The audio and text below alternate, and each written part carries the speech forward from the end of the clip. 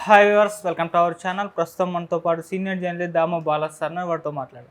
నమస్కారం సార్. నమస్తే. నాగన్న సర్వే అని లేటెస్ట్ ఒక సర్వే వచ్చింది సార్. మరి ఏపీ ఎలక్షన్స్ దృష్టిలో ఉంచుకొని అది అంచనా ప్రకారం రిలీజ్ చేసిందంట. ఆ సర్వే ఏం చెప్తుంది సార్?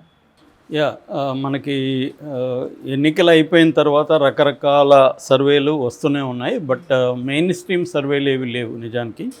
అంటే మెయిన్ స్ట్రీమ్ వాళ్ళందరూ కూడా ఎగ్జిట్ పోల్స్ 1వ తేదీ ఈవినింగ్ 6:30 తర్వాత బయటికి తీస్తారు. ఎందుకంటే దేశవ్యాప్తంగా సర్వే కాబట్టి అన్నీ కూడా సెపాలజిస్టులు అందరూ కూడా దేశవ్యాప్తంగా చేస్తారు కాబట్టి మనకు ఆంధ్రప్రదేశ్ కూడా లోక్సభకు సంబంధించి కొంత అథెంటిక్ ఇది వచ్చే అవకాశం ఉంది.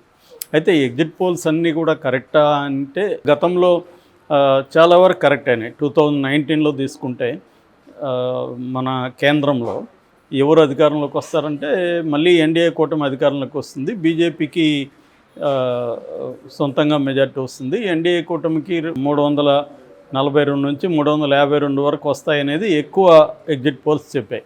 దాని ప్రకారం అక్కడ వచ్చింది. అలాగే మనకి మొన్న తెలంగాణ అసెంబ్లీలో కూడా చాలా చోట్ల చాలా ఎగ్జిట్ పోల్స్ కొన్నేమో కాంగ్రెస్కి వస్తాయని మెజార్టీ చెప్పాయి, కొన్నేమో బీఆర్ఎస్కి వస్తాయని కూడా చెప్పాయి. సో ఆ రకంగా తీసుకున్నప్పుడు ఎగ్జిట్ పోల్స్ తెలంగాణలో మెజారిటీ కరెక్ట్గా చెప్పాయి అన్నమాట. సో అలాగా ఫెయిల్ అయినవి కూడా ఉన్నాయి. ఫర్ ఎగ్జాంపుల్ ఛత్తీస్గఢ్లో కాంగ్రెస్ మళ్ళీ వస్తుందని చెప్పాయన్నీ, అది ఫెయిల్ అయింది.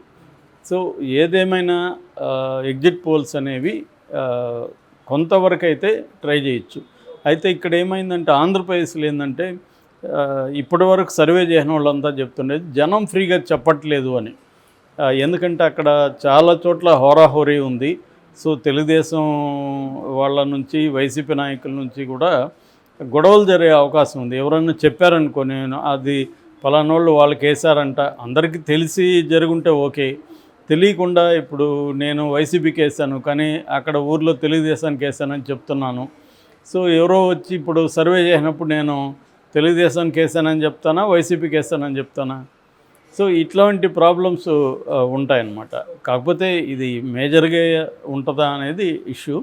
సో ఏదేమైనా ఇవన్నీ కూడా వాళ్ళకి కూడా సర్వే చేసే వాళ్ళకి కూడా ఇవన్నీ తెలుస్తాయి, ఎందుకంటే వాళ్ళకి ఎక్స్పీరియన్స్ ఉంటుంది.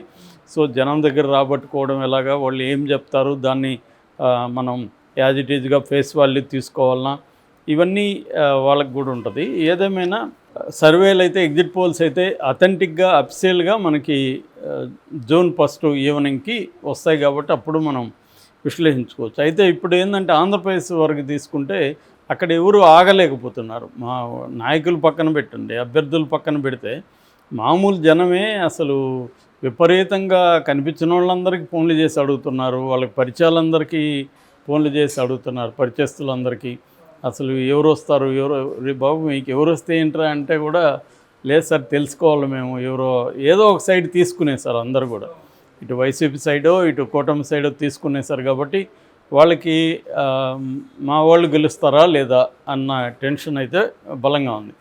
రెండో వైపు కొన్ని చోట్ల పందాలు బెట్టింగ్ కాశారు కాబట్టి ఆ బెట్టింగ్ వల్ల కూడా వాళ్ళు ఎక్కువగా తెలుసుకోవాలనే ఆతృత బాగా పెరిగింది. ఈ క్రమంలో కొన్ని సర్వేలు వచ్చాయి అంచనాల పేరుతో. ఇప్పుడు కొత్తగా నాగన్న సర్వే వచ్చింది. మామూలుగా నాగన్న సర్వేకి కొద్దిగా క్రెడిబిలిటీ ఉంది. గతంలో కూడా నాగన్న సర్వేలు మనం కూడా చెప్పుకున్నాము. సో ఇప్పుడు ఈరోజు మార్నింగ్ నాగన్న సర్వే ఒకటి వైరల్ అవుతుంది. అది అంచనా పేరుతో వచ్చింది. ఎందుకంటే ఎగ్జిట్ పోల్స్ పేరుతో అనౌన్స్ చేయకూడదు. నిన్ననే ఒరిస్సాలో ఎవరో ఒక TV channel exit polls announce చేసిన దానికి ఎలక్షన్ కమిషన్ సీరియస్గా తీసుకొని వాళ్ళకి నోటీసులు ఇచ్చింది. సో ఆ రకంగా తీసుకున్నప్పుడు వీళ్ళు అందుకని ఇక్కడ ఎగ్జిట్ పోల్స్ పేరు కాకుండా అంచనా అనేది చేస్తున్నారు. నాగన్న సర్వే అంచనా వచ్చింది. ఈ అంచనా ప్రకారం వైసీపీ అధికారంలోకి వస్తుందని నాగన్న సర్వే చెప్తుంది. వైసీపీకి కంఫర్టబుల్గా 96 సీట్లు వస్తాయని నాగన్న సర్వే చెప్తుంది. అయితే 22 చోట్ల టఫ్ బ్యాటిల్ని ఎదుర్కొంటుంది. టఫ్ బ్యాటిల్ ఎదుర్కొని 2000, 3000 రేంజ్లో అక్కడ కూడా 22 ప్లేస్లో కూడా గెలుస్తుంది. కానీ హోరాహోరీ పోరాటం అయితే ఉంటుంది. సో మొత్తంగా 118 సీట్లు వైసీపీకి వస్తాయి అనేది నాగన్న సర్వే తేల్చింది. అట్లాగే కూటమికి అయితే 46 కంఫర్టబుల్గా వస్తుంది. ఒక 3 చోట్ల టఫ్గా ఉంటుంది. అయినప్పటికీ కూడా ఆ టఫ్ సిచ్యువేషన్లో కూడా కూటమి 5 సీట్లు వస్తాయి, 3 కూడా కూటమికి వస్తాయి. మొత్తంగా కూటమికి 49, అంటే వైసీపీకి 118, కూటమికి 49. ఒక 8 చోట్ల మాత్రం మేము కూడా చెప్పలేము, అది తేలట్లేదు, అక్కడ ప్రజలు కరెక్ట్గా చెప్పట్లేదు, టైట్గా ఉంది అనేది చెప్తున్నారు. అంటే వాళ్ళ సర్వేలో కూడా క్లియర్గా చెప్పలేకపోతున్నారు. 8 చోట్ల మాత్రం వాళ్ళు వదిలేశారు. అది ఎన్నికలైనాక రిజల్ట్ వచ్చినాక చూడాల్సింది తప్ప ఇప్పుడు మేము చెప్పలేమని వాళ్ళు వదిలేశారు. కాబట్టి నాగన్న సర్వే క్లియర్గా వైసీపీకి అనుకూలంగా ఉంది ట్రెండు. కాబట్టి ఖచ్చితంగా వైసీపీ అధికారంలోకి వస్తుందనేది చెప్తున్నారు. అయితే మనం ఇప్పుడు ఆరా మస్తాన్ కావచ్చు, నాగన్న కావచ్చు, వీళ్ళిద్దరూ కొంత నోన్ సెపాలజిస్టులు తెలుగులో. సో ఆరా మస్తాన్ అయితే ఆయన ఇంతవరకు నేను ఆ రోజు వరకు అనౌన్స్ చేయను ఏ రకంగా కూడా అన్నాడు. ఆయన పేరుతో ఒక సర్వే వస్తే కూడా ఆయన ఖండించాడు. అయితే ఆరా మస్తాన్ కూడా గతంలో మాట్లాడుతూ కొంత ఎడ్జీ వైసీపీకి ఉందన్నట్టుగా మాట్లాడాడు.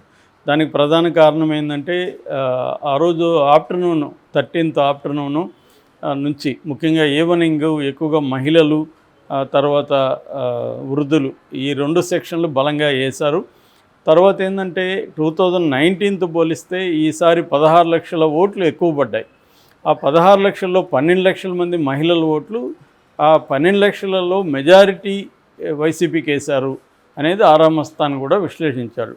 సో ఏదేమైనా ఆరా మస్తాన్ కావచ్చు, నాగన్న కావచ్చు, వీళ్ళు ఆరా మస్తాన్ డైరెక్ట్గా చెప్పకపోయినా ఇండైరెక్ట్గా వైసీపీ వస్తుంది అంటున్నాడు. నాగన్న అయితే డైరెక్ట్గానే 118 సీట్లతో వైసీపీ గవర్నమెంట్ ఫామ్ చేస్తున్నారు. 118 అనేది ఇవాళ ఉన్న సిచ్యువేషన్లో వెరీ వెరీ కంఫర్టబుల్ మెజార్టీగా మనం చెప్పుకోవచ్చు. ఓకే, మామూలుగా ఇప్పుడు అందరూ చెప్తున్నది ఏంటంటే రఘువీరారెడ్డి కూడా మొన్న చెప్పాడు 95 నుంచి 97 వస్తాయి ఏ పార్టీకి వచ్చినా, అంతకంటే ఎక్కువ రాదు అనేది ఆయన చెప్పాడు. అంటే మనకేంటంటే ఏ పార్టీ అధికారంలోకి వచ్చినా 120నో 30నో 40నో వచ్చే అవకాశం లేదు, 100కి అటు ఇటుగా వచ్చే అవకాశం ఉంది. అంటే 100కి 5 ఇటు 5 అటు వస్తుంది తప్ప స్వీప్ అయితే ఖచ్చితంగా ఉండదు. అబ్సల్యూట్ మెజార్టీ అంటే ఎక్కువ సీట్లు కూడా వచ్చే అవకాశం లేదు, టైట్గా ఉంటుంది. అందువల్ల స్ట్రాంగ్ అపోజిషన్ పార్టీ అసెంబ్లీలో ఉంటుంది అనేది చెప్తున్నారు. ఈ నాగన్న సర్వే పవన్ కళ్యాణ్ గెలుస్తాడని కూడా చెప్తుంది. ఉండిలో రఘురామకృష్ణరాజు ఓడిపోతాడని చెప్తుంది. చంద్రబాబు వస్తాడని చెప్తుంది అక్కడ. ఇంకా జగన్ ఎట్లాగో వస్తాడు. తర్వాత మంగళగిరిలో కూడా లోకేష్ వస్తాడని ఈ సర్వే చెప్పింది. నగిరిలో టైట్ అనేది చెప్పింది. సో ఇలాగా కొన్ని చోట్ల ఈ సర్వే టైట్ ఎక్కడ ఉంది, తర్వాత ఫర్ ఎగ్జాంపుల్ ఉండిలో టైట్గా ఉంటుంది, అయినా కూడా ఇక్కడ వైసీపీకి గెలుస్తుందని చెప్పింది ఈ సర్వే. మరి ఈ సర్వే ఎంతవరకు నిజమవుతుందో తెలియదు. ఎందుకంటే ఇప్పుడు మనకి ఎక్కువగా ఈ మధ్య వస్తున్న సర్వేలన్నీ కూడా వైసీపీకి మెజార్టీ వస్తుందని చెప్తున్న సర్వేలే కనబడుతున్నాయి. తెలుగుదేశం వైపు నుంచి అంత పెద్దగా సర్వేలు కనబట్ల. ఒకటి ఏంటంటే మొన్న బీజేపీ సెంట్రల్ కమిటీ చేసింది తెలుగుదేశం కంఫర్టబుల్గా అధికారంలోకి వస్తుందని చెప్పారు. ఇక రెండోది ఏంటంటే ప్రశాంత్ కిషోర్ ప్రతిసారి కూడా అనేక చోట్ల ఆయన ఇంటర్వ్యూలు ఇస్తున్నాడు. ఆయన కూడా క్లియర్గా వైసీపీ 50 కూడా రావు ఈసారి వైసీపీకి, కూటమి అధికారంలోకి వస్తుందనేది ఆయన చెప్తున్నాడు. అట్లాగే యోగేంద్ర యాదవ్, ఆయన దేశవ్యాప్తంగా వెరీ వెరీ వెల్ నోన్ సెపాలజిస్టు. ఆయన బీజేపీకి సొంతంగా మెజారిటీ రాదు, 240 అలా వస్తుంది. సో ఎన్డీఏ కూడా కంఫర్టబుల్గా గవర్నమెంట్ ఫామ్ చేసే పరిస్థితి లేకపోవచ్చు, ఇబ్బంది పడుతుంది అన్నట్టుగా ఆయన మాట్లాడుతున్నాడు. ఆయన ఎన్డీఏలో కూడా ఒక ఆంధ్రప్రదేశ్లో మాత్రమే 15 సీట్లు వస్తాయి కూటమికి అని కూడా ఆయన డిక్లేర్ చేశాడు. సో ఆ రకంగా ఆయన కూటమికి అనుకూలంగా మాట్లాడినట్టుగా మనం అర్థం చేసుకోవాలి. ఇలాగా కొన్ని ఓవరాల్గా కొన్ని విషయాల్లో కూటమికి కూడా కొంతమంది పాజిటివ్గా ఉన్నారు. కానీ ఇటువంటి నాగన్న సర్వేలు, తర్వాత పొలిటికల్ ఎడ్జీ, ఇలాంటి కొన్ని సర్వేలు మనం ఆల్రెడీ చెప్పుకున్నాం. అవన్నీ కూడా వైసీపీకి ఎడ్జ్ ఉంది, వైసీపీ అధికారంలోకి వస్తుందని చెప్తున్నాయి. ఏం జరుగుతుందని చూడాలి. Okay, thank you so much.